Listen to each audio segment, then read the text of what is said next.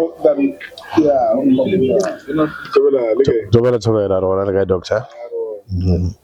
Yeah, welcome to Moletjie Podcast. Thank you. Mam tagi 2026 June 28. Mam tara ko bana after snowbally event ngwe kholo ya marasta. Go bere le no fa briefing wa le fa profile. Okay. Event in Leona today ki conference about 10 ya Rastafari Nation Council. Rastafari is one of the minority communities of South Africa. As a minority community, it is also a majority in many countries. Like, it is estimated that South Africa have more Rasta than anywhere else. You know, at one time it was estimated at about 3 million Rastafari. So 3 million will be more than everybody in Jamaica. Go Marasta, Jamaica, Rasta, Lidi, Hobo, Jago, Nagamok, everybody that was in there. They're all about 2.6 million. So will be everybody in Lesotho, will be Everybody in Botswana, everybody in Swaziland. Seychelles. So it's a nation, if those statistics are correct.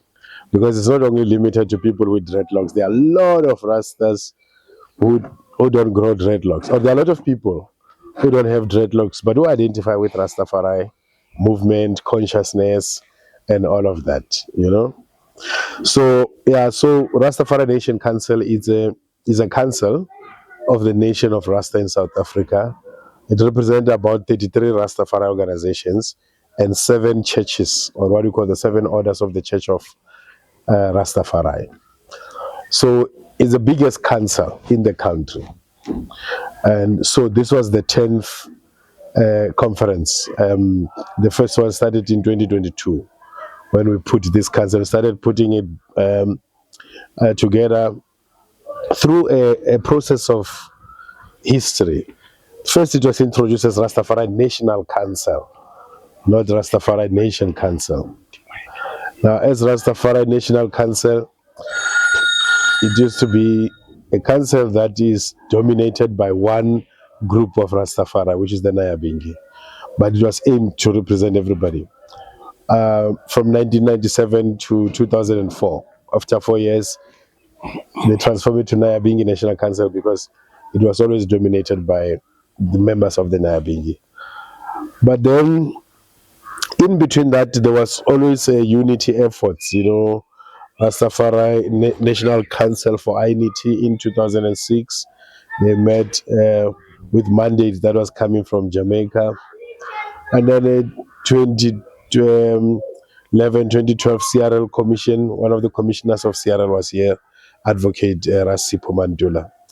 They came and conducted a conversation with Rastafari. Rasipo Mandula contributes on SAFM in the morning about Africa. There's an African program. Yeah, he's a history, you know, like if you talk about today in history, those type of Rasta man. Today, I didn't know that he was a Rasta. He's Rasta. African. Have you seen him before? Because I've just heard him. Okay, yeah. No, it's Rasta. He used to be actually in Soweto TV. He used to have a program there, a reggae program there. He used to be in Radio 2000, Lebo Bongo Lucian. So he's been contributing quite a lot, you know, in terms of history and Rastafari. So he's working with the CRL Commission. But right now, as we speak, as you're saying, you're estimating 3 million. What are you doing to actually make sure that you have the database?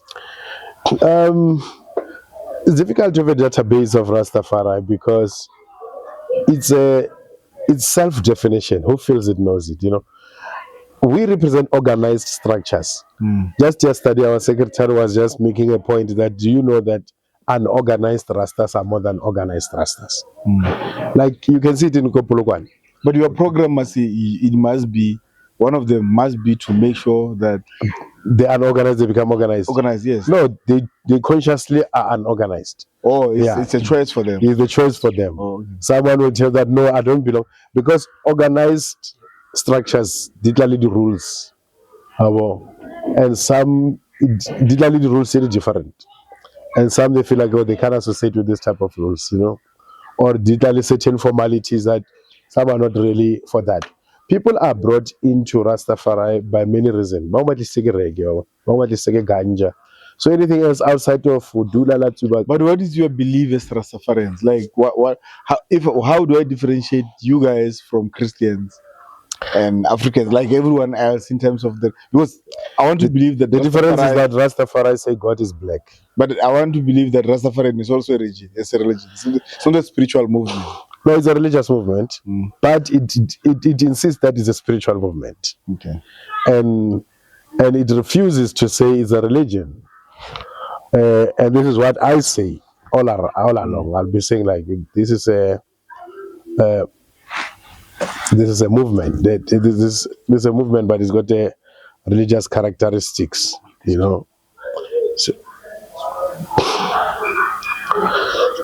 So basically, by its own inception, from its inception, it's supposed to be. It was founded as a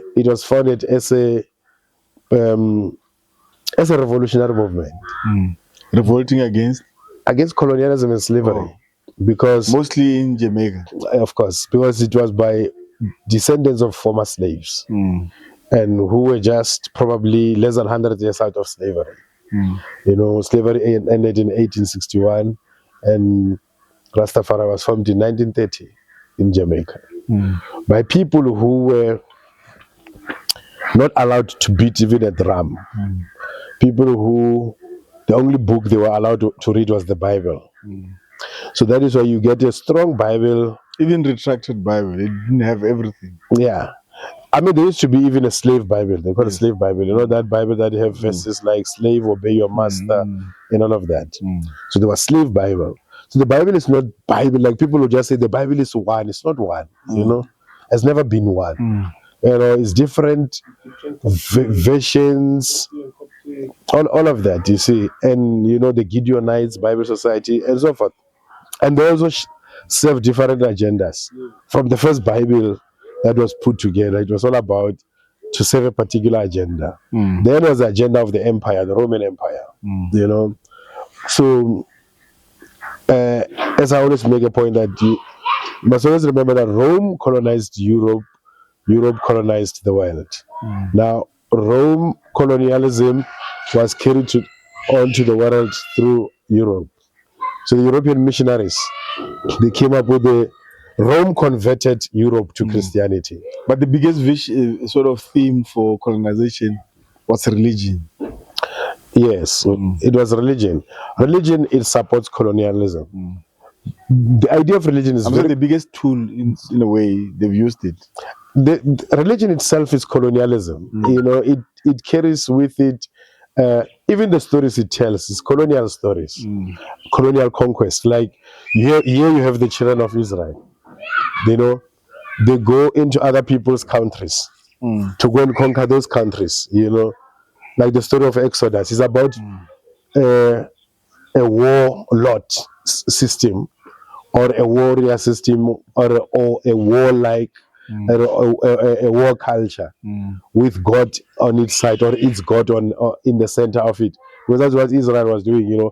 Is this war culture a mobile war culture with a war God in between, the God who sanctioned that? I mean, you look at the book of Exodus, Leviticus, Numbers, Deuteronomy, is all about that. How Israel moved out of Egypt, go to so-called promised land, which is a series of land in the Middle East, like the Hittites, Moabites, Amalekites, all of that, and conquering them. And some of them, the reason of fighting them is because they worship a wrong God or a different God from their God, So central to that is religion. Okay. And coming back to the Rastafari movement, when you pray in Rastafari movement, who's your highest who's your high power? It's Rastafari. Your God is Rastafari? Yeah. What do you call God or Allah Mudimu? You call him Rastafari. Okay. Rastafari. And who's your prophet? Eh? Who's the prophet? Like in the Christian faith, You see, that's what the Jesus. problem is. You know, you want to see Christian elements in it. Yeah, that's what corrupted us. Yeah, and that is how mostly people define religion. But not all religions are like that. It's But people coming from Christian world. Yeah. Because there are other religions that are not like that, like Islam. It does not have that. It does not have prophets. It just have one prophet. Yeah, but it has who's Muhammad. Muhammad, it's got one But prophet. their God is Allah. Yes, it's got one prophet and their God is Allah.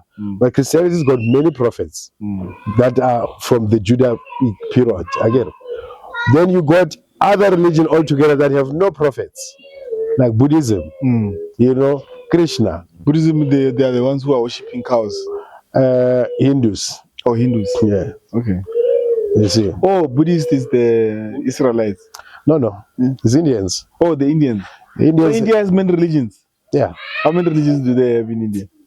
In India alone, they worship about 3,000 gods. Yeah. You know. So they have all these groups, you know, the sadhus, the Hare Krishna. They are not the same religion. Yeah? No, they are not one religion. Okay. They're not one religion. The only thing that they are one is they are one race. That is why we call them Indians, by their race. And then, but in the Rastafari, you say you worship Rastafari. Rastafari is the last king of Ethiopia. Okay. Okay, this is where the difference come in. This is in the context of a response to colonialism and slavery, because when I'm saying like that, although not all Rasta agree with me about it, but my point is, if there was no colonialism and slavery, there will be no Rastafari movement. Understand? Because there will be no need to have black people taken from Africa by force to Jamaica to be slaves, and many years later, when they revolt against the white god, the white culture, and then they develop the black god as an antithesis of the white god. Understand? So you need to understand it within that context, because what most Rastas now, Rastafari is not a homogeneous movement. You know, as you were seeing them here, different colors, we are different houses and mansions, but these different houses and mansions, they are characterized by different school of thoughts. So there are those who say Marcus Garvey,